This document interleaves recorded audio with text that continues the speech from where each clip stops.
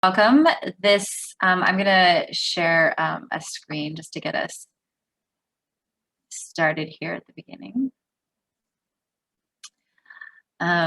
Welcome to our session tonight, Mobilizing for the Climate Emergency with Seth Klein and Extinction Rebellion Vancouver. We are very happy to have you all here, and if you missed what I was saying before, we are going to be recording tonight's session. Okay. So my name is Carly. I'm going to be our facilitator for this evening. And I am going to, right off the bat, I'm going to ask, I have actually two people that I'd like to ask to invite to share a little bit of a land acknowledgement with us this morning. So first, I would like to ask Heather, and then I will ask Stacy. So Heather, would you like to unmute yourself? Go ahead. Yes. Hello. Well, I would like to acknowledge that we are meeting tonight on the unceded and stolen lands of the Coast Salish people, the Musqueam, the Squamish, and Tsleil-Waututh peoples, and who for generations have cared for and stewarded the land, the water, and the air. And for this, as a white settler, it's a chance for me to pause and notice particularly the stolen. I understand what stealing means, and to start to recognize and feel and take in what that really means. To pause and not just march along without this acknowledgement. Thank you. Thank you, Heather. We'd like to invite our friend Stacy to say a few words to welcome us this evening. Yeah, right on. Anin Buju, you rascals. My name is Gichi Makwa Makwando Anishinaabe, and in my sacred language, just as we all have our sacred languages, what my grandmothers tell me, it means my name is Young Grizzly. I'm of a bear clan, and Anishinaabe means like kind-hearted people of the land. Some of our words could take a day and a half to really understand, but I wanted to mention where I come from. I come from my grandmothers. We don't say the matriarchal, we say we follow the milk line. And so when I see all my dear relatives doing this work, it's a high percentage is the female aspect of life, and they're my teachers. I also want to include with acknowledging where I am today. And it's more than just the names of these places. It's acknowledging that I play and I pray and I love on these grounds and these waterways, and I acknowledge the elements and the animals and the medicines that came here before me. Oh,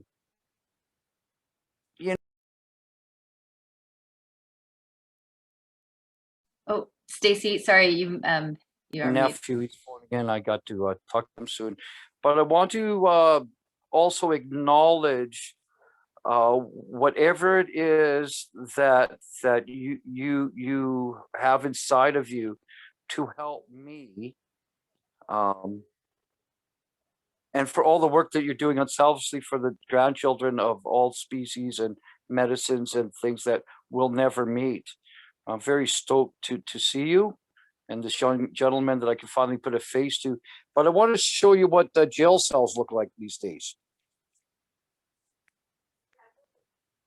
No, I'm at my sweetheart Rita's place. So I just want to say thank you, and I love you very much. And if there's anything that you need of me, the answer is yes. We'll talk soon, you rascals.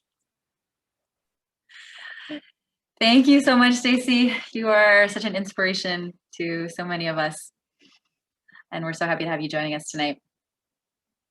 I am going to pass it over to Zane to remind us why we were here tonight. Yeah, I didn't know I was going next. I think like one of the main things we need to know based on what we're doing is that civil resistance is a very specific form of nonviolent direct action. What this means is that the government of Canada is no longer fit for purpose in doing what they're supposed to be doing, which is protecting their citizens. And so human beings have a moral obligation at this point to enter into civil resistance against the government, because when we are dealing with radical criminality, our options often become binary. And so I think our duty today and going forward is to continue to non-violently break the law as much as our capacity allows us to. And the other thing I'll say is that before whatever our profession it might be, we have greater obligations as human beings, or as citizens, or whatever. And so on the 1st of May, we're going to be having a proper 1 week long rebellion against the Canadian government, where we plan on having a few hundred arrests, because what we know is that that's the fastest way to change government policy in a short period of time in a radical manner. So yeah, I think Sarah will go next, or.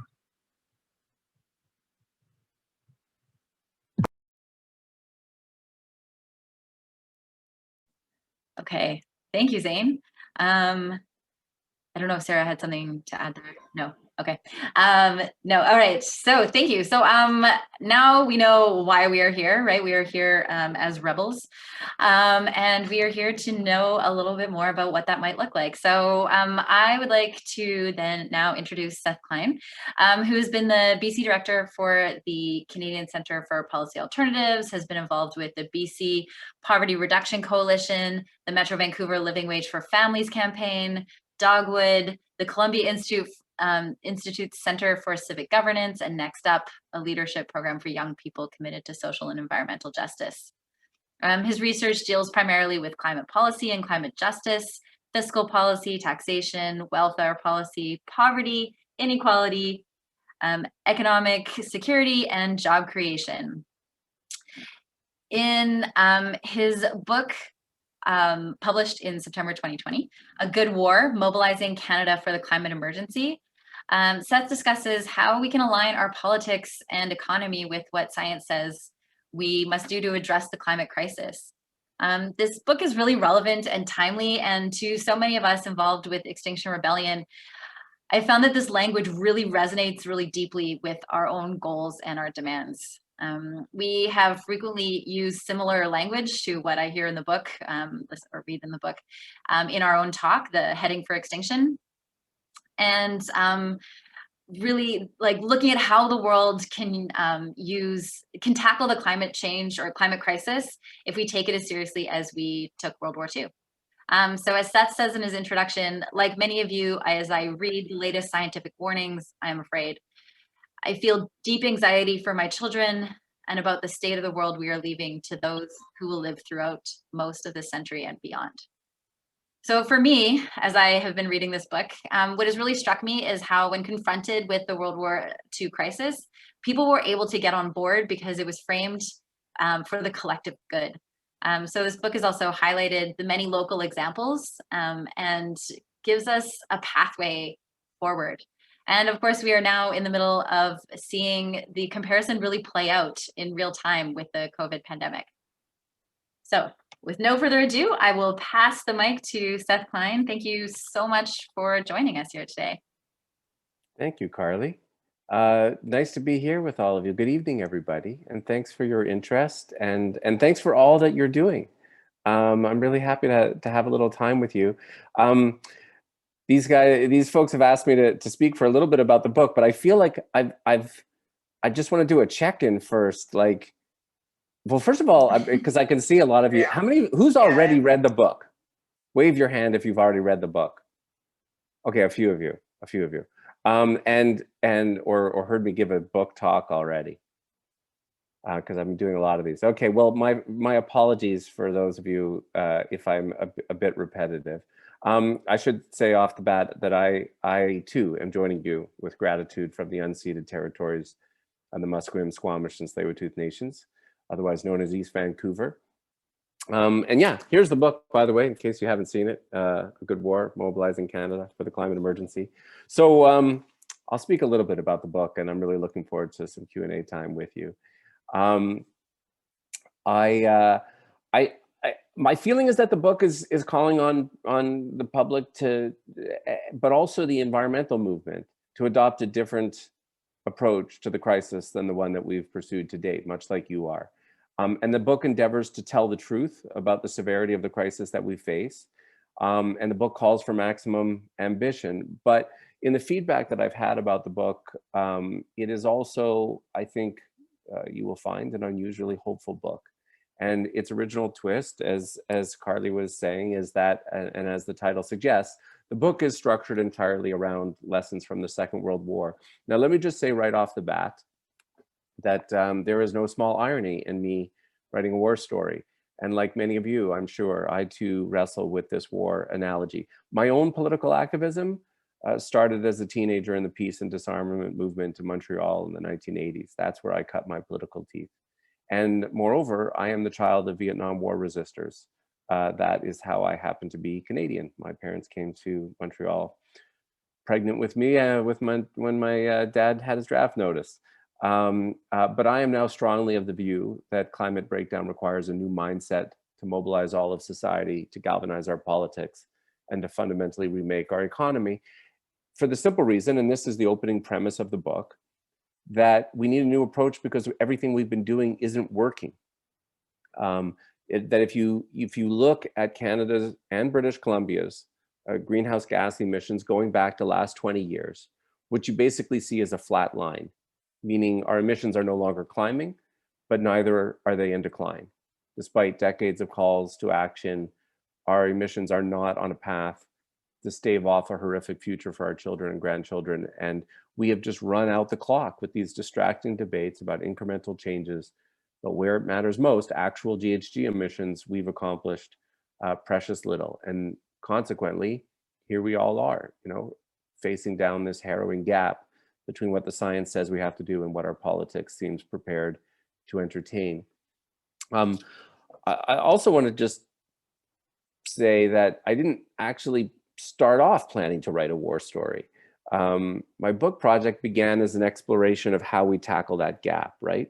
How do we align our politics and our economy with what the science says we urgently have to do? And the book is that.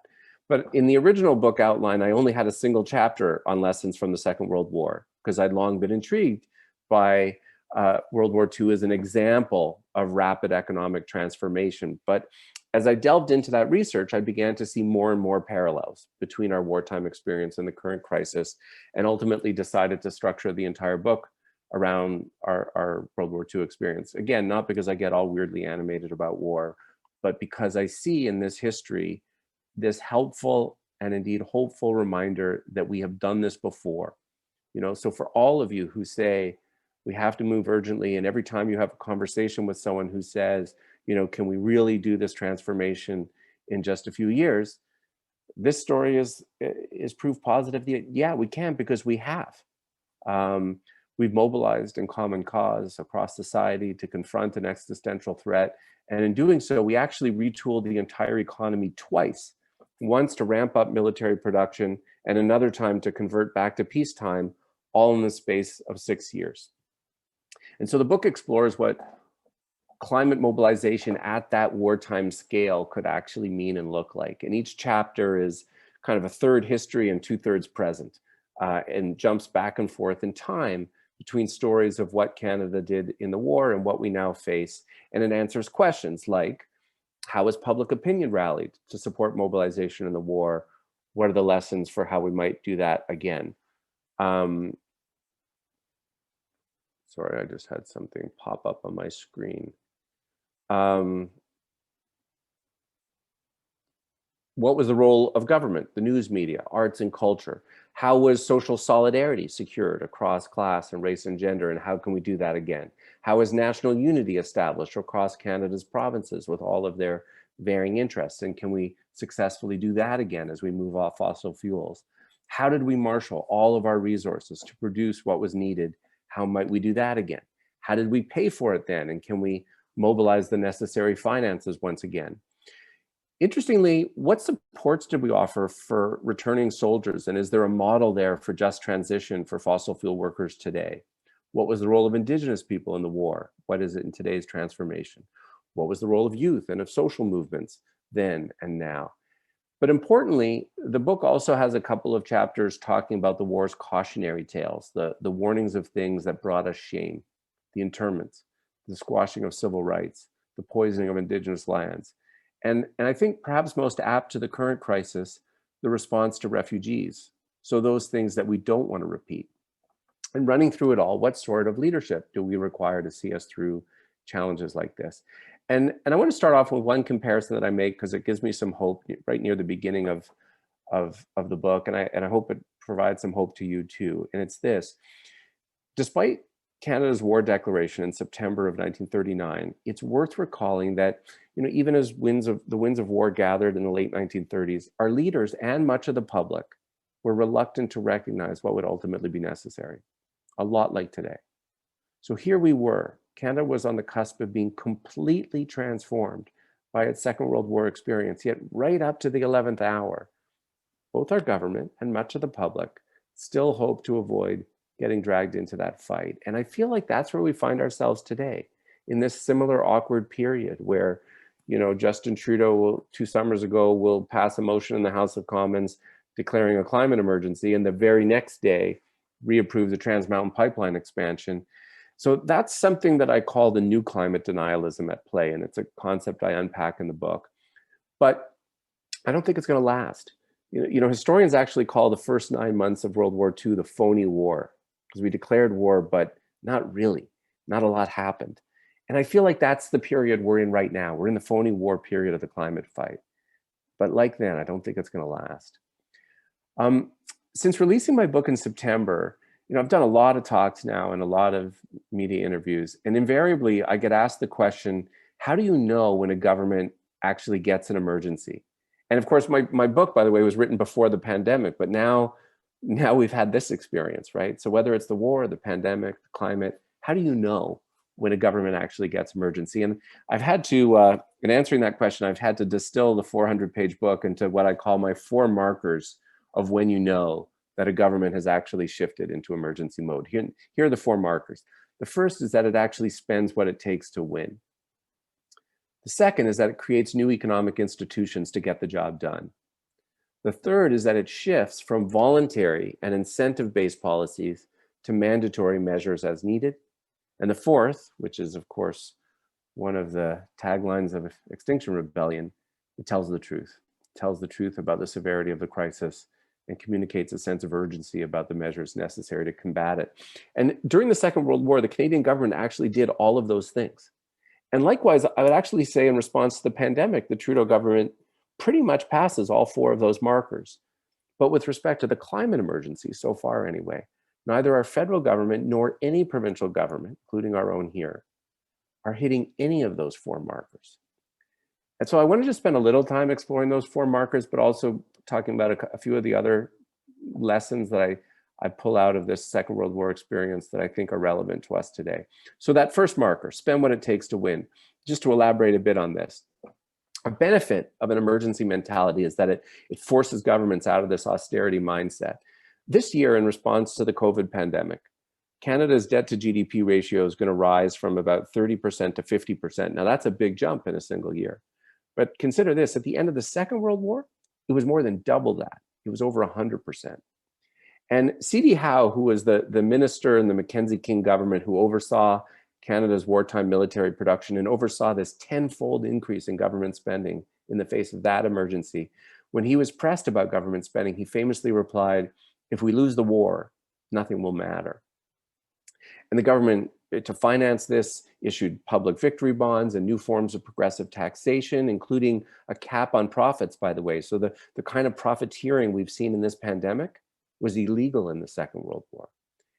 But federal spending on climate pales in comparison to both the war and the pandemic response.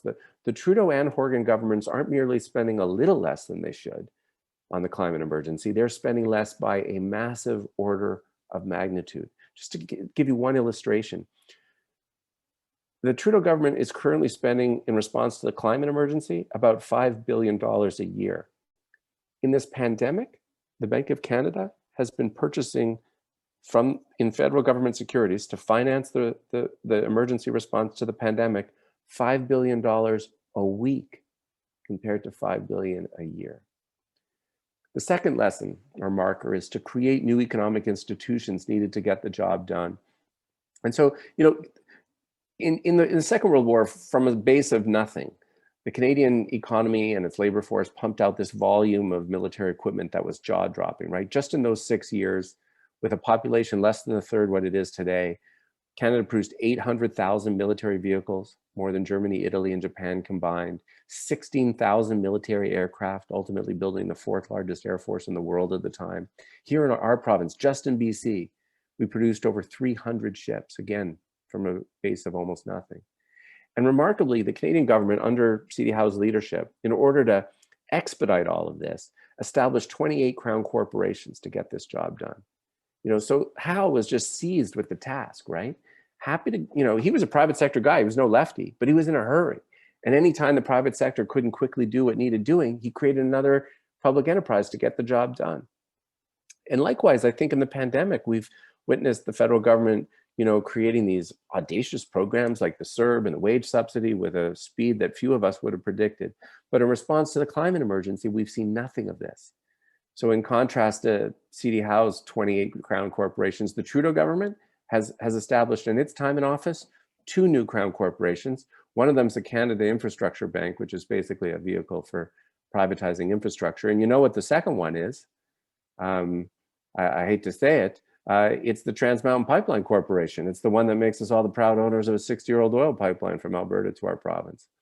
So I think if our government really saw the climate emergency as an emergency, it would, like C.D. Howe did, conduct an inventory of all of our conversion needs to determine how many heat pumps and solar arrays and wind farms and electric buses we're going to need to electrify virtually everything and end our reliance on fossil fuels. And there'd be a new generation of public corporations to ensure that those items are manufactured and deployed at the requisite scale. The third marker, shift from voluntary and incentive-based policies to mandatory measures. So when I said earlier that for the last 20 years, Canada has only managed to flatline its emissions, not bring them down, you know, why is that? I actually think that a major reason for that is that if you look at all the federal and provincial climate policies to date, they almost all have one thing in common. They're voluntary. We encourage change. We incentivize change. We offer rebates. We send price signals. What we decidedly haven't done is actually require change. So if we're going to meet the GHG targets that we have to meet, we need to set clear near-term dates by which certain things will be required. You know, we would say it will no longer be legal to sell or purchase new fossil fuel burning vehicles. We'd say no new buildings will be able to tie into gas for heating as of next year. We'd ban the advertising of fossil fuel vehicles in gas stations. That's how you would make clear this is serious. And the fourth marker is the one dear to your hearts: tell the truth and rally the public at every turn. And here's where I hope, you know, you XR people can find some solace, which is that many people assume that at the outbreak of the Second World War, everyone understood the threat and was ready to rally and ready to go. And that's not true. It took leadership to mobilize the public, to shift the zeitgeist, to get people on board. And the lesson from that is that in frequency and in tone, in words and in action, the climate mobilization has to look and sound and feel like an emergency.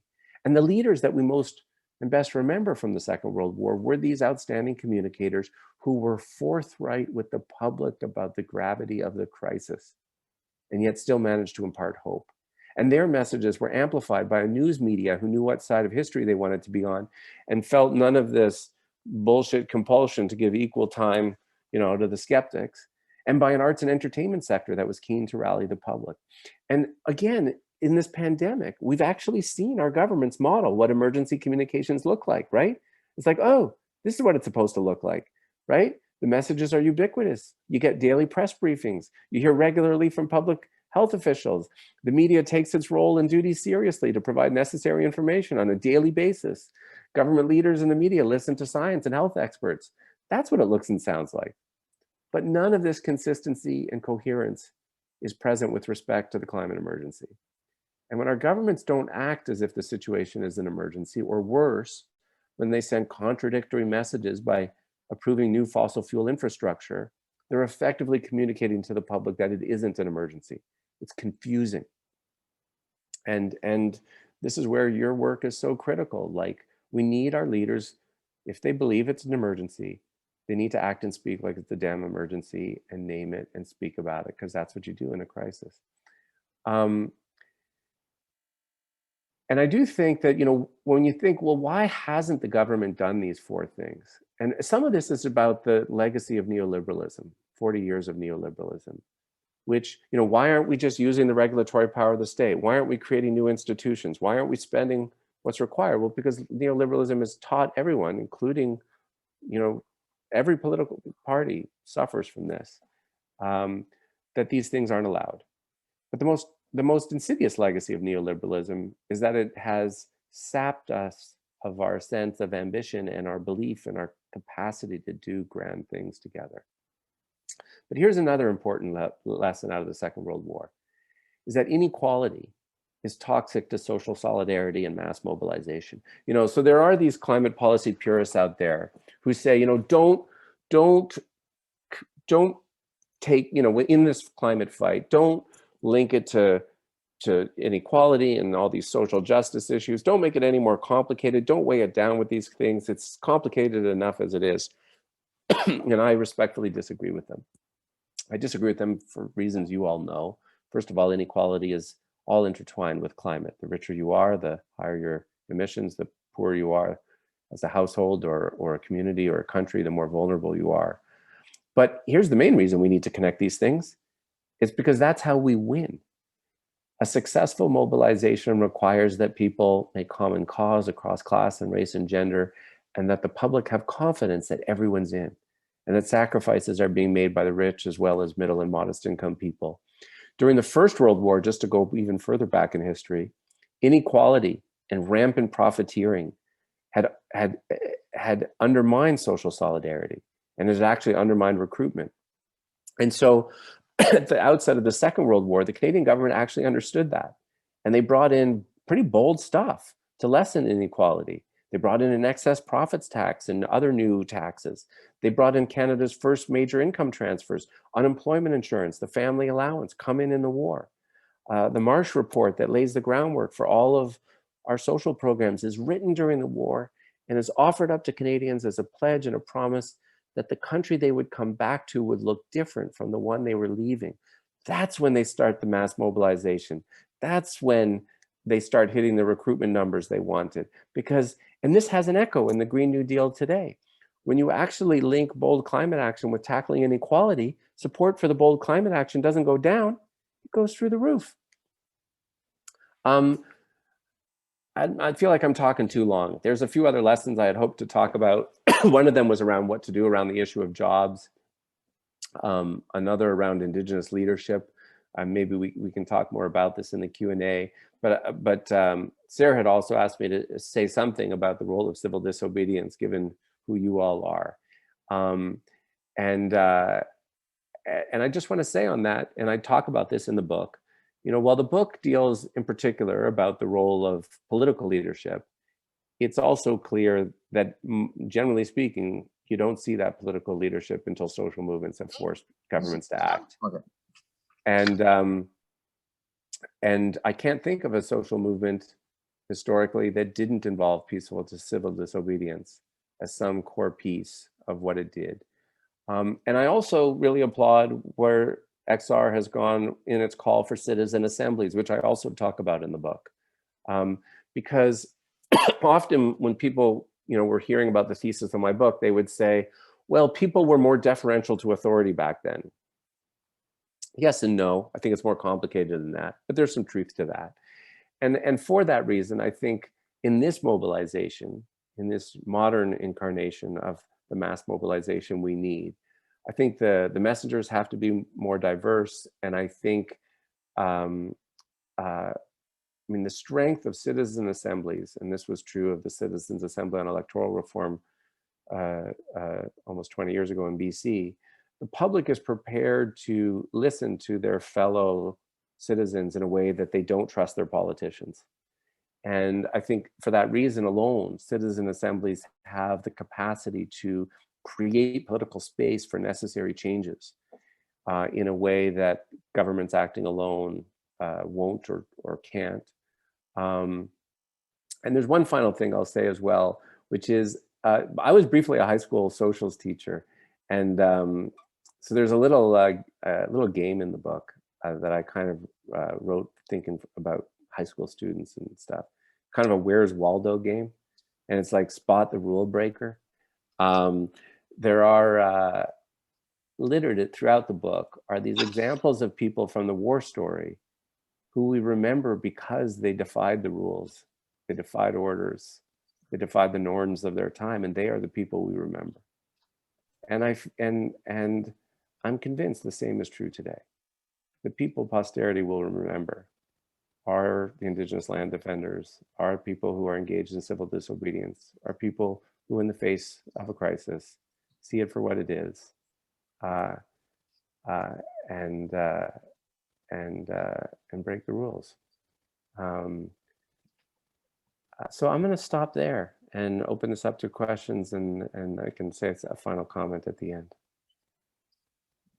Thank you so much, Seth. That was a great start. So before anybody unmutes themselves or anything, maybe I'll give Seth a chance to catch his breath for a second. And I will just take this opportunity to also, for anybody who is brand new to Extinction Rebellion, just to let you know about some upcoming events of ours that you might be of interest in. So for the question period, what I'd ask you to do is either to use the raise hand function, and then I can call on you to speak up and voice your question. If you prefer to type your question into the chat, that is fine as well. I can sort of go back and forth between those two. Please try and keep your questions. Let's keep the questions like short and concise, and so that we can get as many as we possibly can into the next 15 to 20 minutes. Okay, has any, let's see if anybody has questions. You can use the raise hand function. I'm looking through to see where I can see that. Okay. I see Mayan, so I'll let Mayan go first. I'm not sure I'll be able to see everybody's screen. So if you can use the raise hand function, I can see you on the participants list, but go ahead, Mayan. Okay, I just didn't know where to find the raise function, so the raise function, sorry. Yeah, my question for Seth is basically, like, what is the theory of change that you believe in terms of driving that political leadership that you're talking about? Like, I mean, we can be in total agreement about what's needed, but still we have no idea how to get there, apparently, because like still everything we've seen so far is that our government is captured by the fossil fuel industry and they're not interested in doing this stuff. And we certainly have some upstanders doing, resisting and putting their bodies on the line and everything, but none of those are in the political system, not even in the leadership of the Green Party.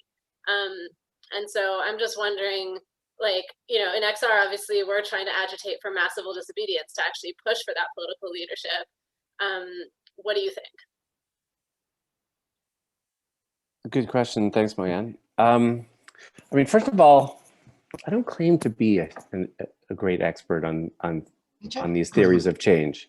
And I don't ascribe to a single one. I think these all have to be part of the ecosphere. So I'm grateful that civil disobedience and groups like XR are part of that. I think that's part of shifting the window and making all of this possible. And I think divestment's part of it. And I think all of these climate emergency motions are part of it. And I want to just take a moment to appreciate, up to the moment of the first lockdown in this pandemic, momentum was actually really building. Like a few months before the lockdown, we had almost 1 million people on the streets on this student-led action, which, as near as I can tell, is the single largest day of protest in Canadian history. And a few months after that, we had, all of these solidarity actions in support of the Wet'suwet'en, which I don't think any of us have ever seen in our lives. And that was reflected in a federal election where climate was one of, if not the defining political issues. Although, you know, as I think you're alluding to, one of the challenges is that it you know, that climate vote gets split in our stupid political system between three parties and watered down in frustrating ways. But, you know, there are those, you know, those Chenoweth, and I forget her colleague's name, who have that theory that once civil society mobilization reaches 3.5%, it's almost unstoppable, right? And if you tally up the numbers around, you know, that protest day, we aren't there yet, but we're getting pretty darn close. So I just want to recognize that that momentum is coming. I actually think this is going to happen. The ambivalent time in which we live is that we don't know if it's going to happen in time, right? At some point it's going to happen, and there's going to be a race of activity at a pace and scale that none of us can quite fathom.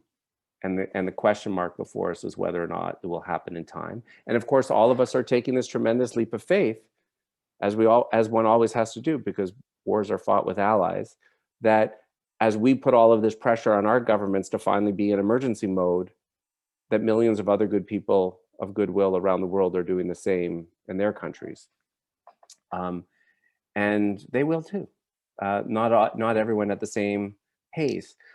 But part of what I'm trying to do in the book is offer, you know, as Carly said off the top, I'm trying to excavate this historic memory that we have actually moved incredibly quickly before. And up until the moment that it happened, it was utterly unpredictable. And this is what I'm trying to hold on to, and maybe I'm being kind of Pollyanna about it. If you had said to Canadians in 1938, this gang and Mackenzie King's cabinet, do they have what it takes to completely transform the economy and society and social relations in the way that was about to happen? I'm quite certain most Canadians would have said, no, not this gang, they don't have it in them. And if you had said to me 12 months ago, are there people at Finance Canada and the Bank of Canada, you know, capable of quickly pivoting and creating these audacious programs like the CERB and the wage subsidy? I hate to say it, but I'm pretty sure I would have said, no one's home who thinks that way. And I would have been wrong. So you don't know. None of us know. And part of, and here too, this is the other kind of solace story that I'm trying to pull from the World War II story.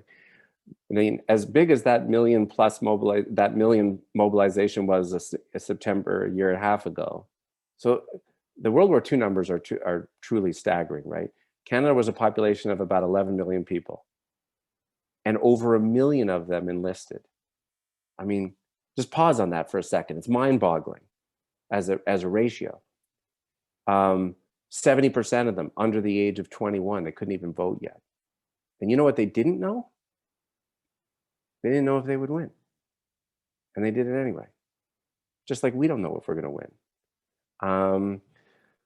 That's not a perfect answer to your theory of change question. I mean, some of it's just a grasp of like, all of us have to like keep pushing as in whatever way we can.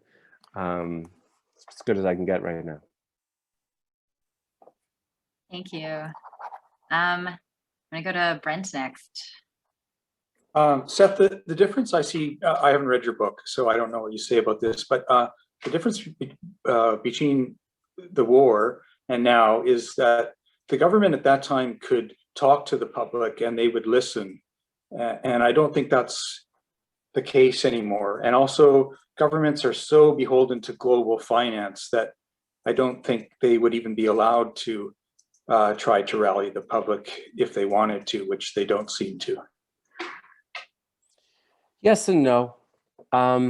I mean, sometimes we look back and we think, oh, people were simpler back then and they listened to authority and this kind of thing. Not really. So here's the first thing that I'm trying to excavate here.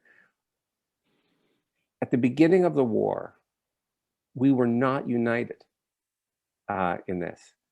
this was a population very divided, not at all keen about this, quite divided in different ways. And it actually took work to get the public on board, just like we need to do again. And in the early recruitment efforts too, that were very kind of simplistic and not at all subtle and, go get Hitler and all of this stuff, that worked to a point, but only to a point. Actually, it was mocked by the public often for its lack of nuance. And this is the point I'm trying to make around the connection with inequality. What the government realized as of 1941, so like 2 years into the war, is that it wasn't working. And that if they were actually going to get the mobilization that needed to happen, they had to engage the public in a conversation about what kind of society that they would come back to. And that's when the zeitgeist really starts to shift. That's when the recruitment numbers start to pick up. It's also the case, I think you're right, that the government is more beholden to certain interests, particularly fossil fuel interests, and fearful of the fossil fuel interest actually, and therefore appeases the fossil fuel industry.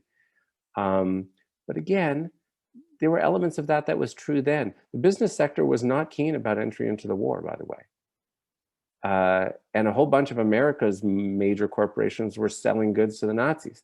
And they didn't support entry into the war. That took work too in the States. In the States, it took 2 years to shift public opinion about entry into the war. So there's lessons there actually about what it took then. And there's interesting stuff in the book around the role of arts and culture in that, and the role of the news media in that. But I won't go into all those details. You're gonna have to read the book, Brent. All right, thanks. I'm gonna go to Zane, and then after that, I'll go to the chat. Yeah, so under normal circumstances, the responsibility of intellectuals and journalists is to tell the truth and uncover lies. But how does that responsibility shift when we're in an unprecedented crisis? And what is to be expected of journalists and intellectuals practically? Well, first of all, I think in part, I actually write in the book about XR New York's action in terms of the die-in held in front of the New York Times. And I think we need more stuff like that. And in particular, we should be demanding something different of the CBC, our own public broadcaster. And I write about that in the book. And I want to share some stories about both of those. So first of all, it was, you mentioned, Brent, by the way, just to come back to Brent, that the government could reach everyone. Well, yes and no. So the things were less siloed then, that's true. But it was still kind of hard to reach everyone. The CBC had only been created 3 years before the war. It was just a radio service, and it had about 85% reach by the time the war broke out. And the newsreader at the CBC was this guy, Lorne Green. Looking at the ages of you on the screen, I don't know if the name Lorne Green means anything to any of you, but if you're the age of some of you and my parents, you think of Bonanza, right? He was POC. And if you're a child of the 70s like me, he was the original Commander Adama in the original Battlestar Galactica. But before he went off and became a Hollywood star, he was known to Canadians during the war as the voice of doom, affectionately so. Everyone gathered around their radio every night and heard the latest from the front, from this fabulous voice. He had a great voice. And so I'm trying to say in the book, the CBC understood its role then. So, but Zane, to your question, we should expect our media to be fact-based. We should expect them to be science-based, but also in the face of a civilizational threat, we should expect them to pick a goddamn side. And that's what they did in the war. They knew what side of history they wanted to be on. And I think we should, and today, so one of the points I make in the book is that if every morning on our CBC radio shows, we can have hourly sports and business reports, surely to God, we can have a morning climate emergency report telling us how this fight of our lives is going at home and abroad. How's it going for us? How's it going for our allies all over the world? But I want to share one other story on this about the rule breakers, because you guys are all about the rule breakers. So one of my early Where's Waldo examples in the book is about Edward R. Murrow. So Edward R. Murrow was this icon of 20th century journalism, right? We give journalism awards in his name. So, you know, Zane, he was considered a serious journalist. At the beginning, in the beginning of World War II, he was the CBS man in London. And just before the outbreak of war, the bosses at CBS in New York decide there's been too much bad news. And they call up Edward R. Murrow in the London office and they say, look, we're going to do this big song and dance feature of what's hot in all the European capitals. And Edward R. Murrow calls his colleague at the Berlin office and says, look, we've been told we got to do the song and dance number and we're not going to do it. And instead, they covered the invasion of Poland. And over the next 2 years, that CBS News team is credited largely with bringing about a 20 percentage point shift in US public opinion before Pearl Harbor around US entry into the war, because they knew what side of history they wanted to be on. Okay, so I'm going to go to Sue's question in the chat. It's been there for 10 minutes, and then I'm going to go to Elizabeth, and I think that might bring us to the end of our time, but we'll see if we have time for one more after that. So in the chat, Sue asks, can you tell us how we get those who strongly disagree with the urgency to change their minds, or should we not try? And how we fight the vested interests who are against us? So here's one bit of good news. I did some polling with Abacus data as part of my research for the book. And part of why I did the polling is I interviewed a number of politicians and political insiders for the book. And I wasn't interested in interviewing any outright climate deniers. I was only interested in interviewing politicians who claimed to get the emergency and yet whose parties or governments are still not pursuing an agenda that aligns with what the science says. And when you press those folks for about why that is, you know, in one form or another, they all fell back on some variant of the rejoinder, well, you got to meet the public where they're at and the public isn't there yet. Now, I found that a very frustrating response because the leaders we most remember from the Second World War didn't in fact meet the public where they were at. They took the public where they needed to go. But I still wanted to test the proposition. So I commissioned this poll from Abacus. And what I found was that they were wrong. What I found was a public that was ahead of our politics, both in terms of seeing climate as an emergency and their preparedness to accept truly bold policies, climate policies. By bold, I mean well beyond what any federal or provincial government so far is offering. So that's good news. But it's a bit murkier than that. There's a lot of confusion there. And the level of basic climate literacy is kind of appalling, actually. So like only about half of Canadians correctly understand that the main source of global warming is the combusting of fossil fuels. Now, if you don't know that, you folks would look at these results and think, how can the very same people who are calling for more bold climate policy also support TMX and expanding the tar sands? Well, if you don't understand the connection between combusting fossil fuels and climate change, you can actually hold these disparate, dissonant views. And so one of the calls in the book is for something like the Wartime Information Board that we had to boost the level of basic climate literacy as a pretty urgent task. Okay, wonderful. Elizabeth, go ahead. I'm really glad that we started to talk about the CBC. I'm kind of a longtime CBC listener, and I was really appalled at how little coverage they have given. But in the last week or two, I listened to, on the Ideas program, there was actually 3 lectures by Mark Carney, with the third one primarily about climate change. And on The Current, probably about 2 weeks ago, there was an interview with Bill Gates. Yeah, I heard that one. Very focused again on the climate. And I find it really interesting that they're taking billionaires and people that are outside of the political system, but presumably have a fair bit of power. And these people are very open about the threats. And in the case of Mark Carney, it's about like the insurance industry, right? All of it, like that's real. And even just things like watching a lot more coverage about the Australian fires. Like, I feel that they're getting there, but they're not interviewing us, but they're interviewing Bill Gates about this thing. Wondered if you could comment on that. The reporting is slowly getting better. And you're right. I think the reporting of both the California fires and the Australian fires was better than when the Fort McMurray fire happened in terms of connecting some of the dots. It still has a long way to go. I didn't hear the lectures by Carney, but I've been following his stuff, and I did hear the interview with Gates.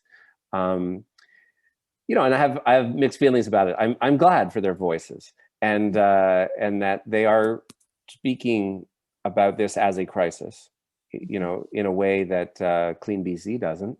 And that's helpful. And they are even invoking the wartime frame that I invoke. Where I trip over it a little bit is they still harbor this notion that this can be private sector led as a solution. And, that if we just get the incentives right, we will liberate the private sector to kind of get the job done. And what I am pulling out of this World War II story is that if we had, look, the private sector had a huge role to play in the Second World War, but if we had left it to their goodwill to do what had to be done, we wouldn't be living in the same country today. I like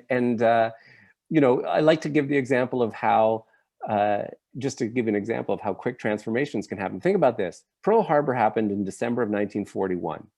In February of 1942, 2 months later, the last civilian automobile rolled off the assembly line in Detroit, and for the next 4 years, civilian automobiles were illegal, the production and sale of them.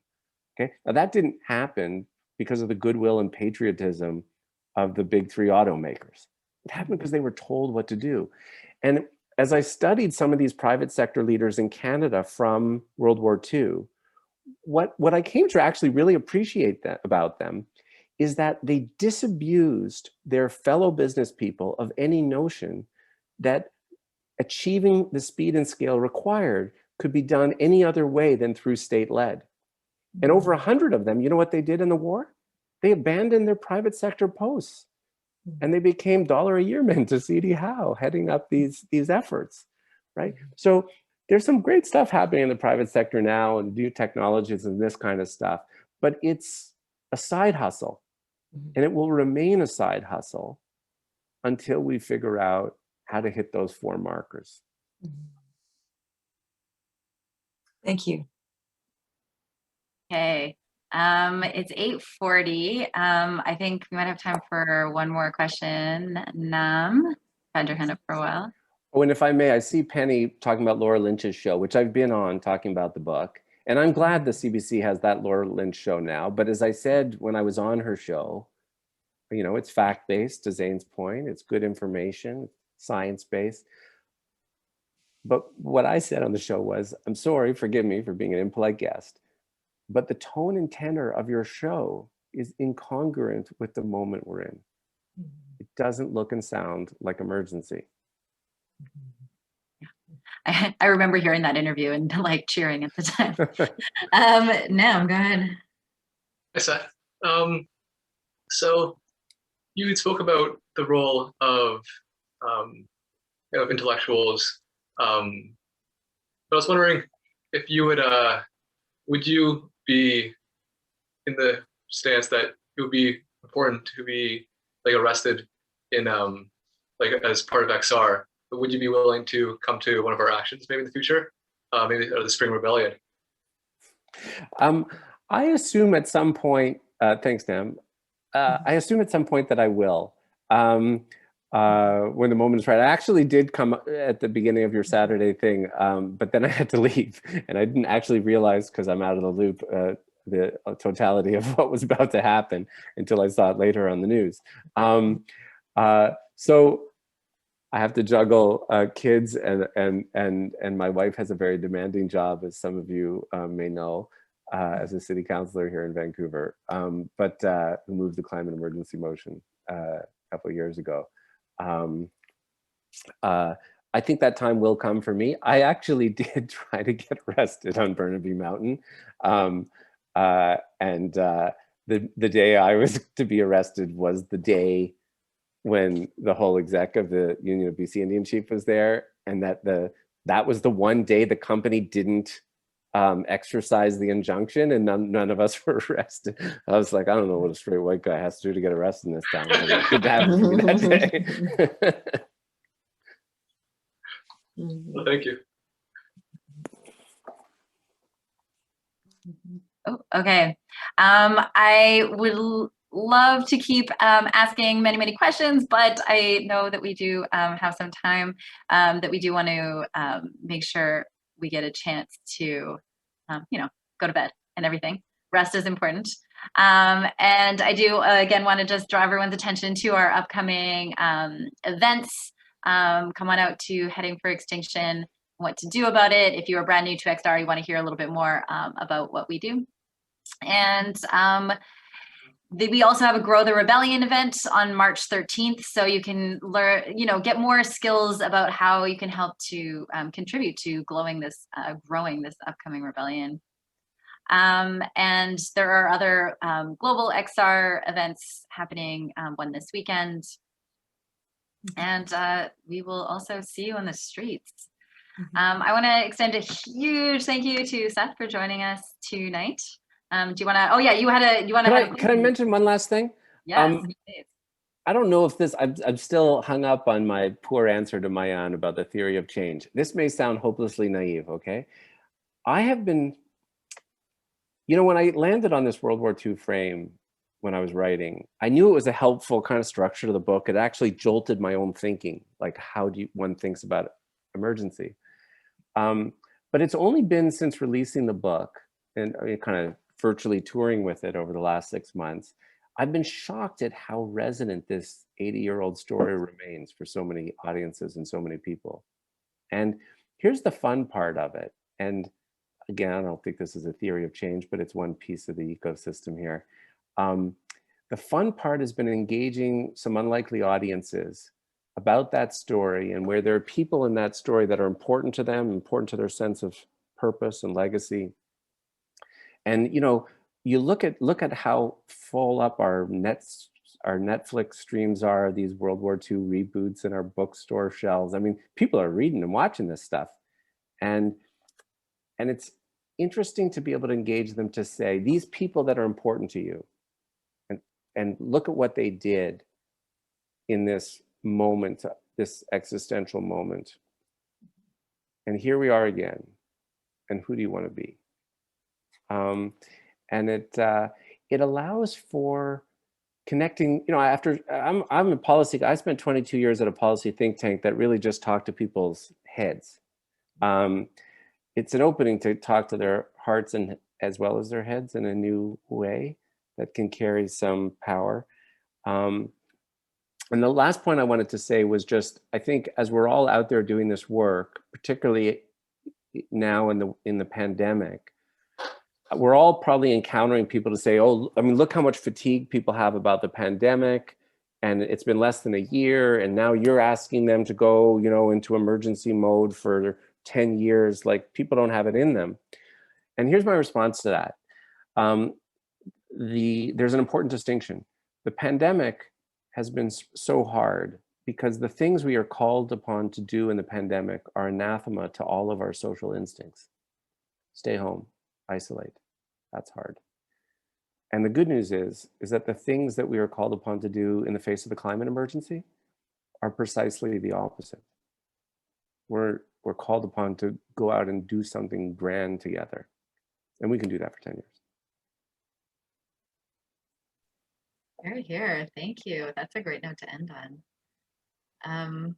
With that, thank you very much, everybody, for joining us tonight. And as Brent just said in it, we'll see you on the front lines. See you on the streets. See you out there.